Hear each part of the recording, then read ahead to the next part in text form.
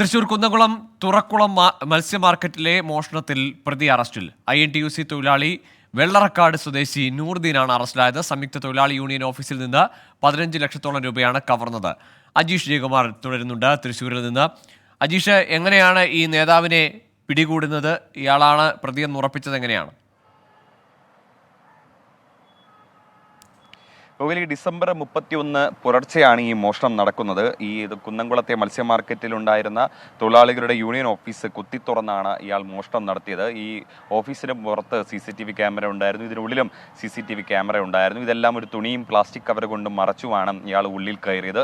പൂട്ട് തകർത്ത് ഉള്ളിൽ കയറി ഇയാൾ അലമാരയ്ക്കുള്ളിൽ സൂക്ഷിച്ചിരുന്ന 15 ലക്ഷം രൂപയാണ് കവർന്നത്. ഇതിനുശേഷം ഇയാൾ ഒളിവിൽ പോവുകയും പിന്നീട് പിറ്റേ ദിവസം സാധാരണ പോലെ ഈ മാർക്കറ്റിൽ തൊഴിലെടുക്കാൻ ചുമടെടുക്കാൻ വരികയും ചെയ്തു.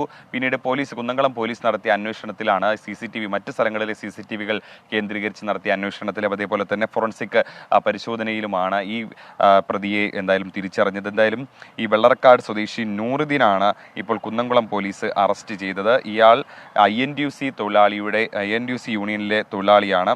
ഈ നേതാവിൽ നിന്നും 15 ലക്ഷം രൂപയാണ് ഇയാൾ മോഷ്ടിച്ചത്. എന്തായാലും പോലീസ് ഇയാളെ ഇപ്പോൾ കോടതിയിൽ ഹാജരാക്കി റിമാൻഡ് ചെയ്തിട്ടുണ്ട്.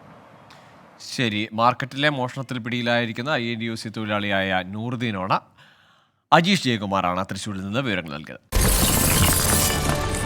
24 അഞ്ചിന്റെ വജ്രത്തിളക്കം.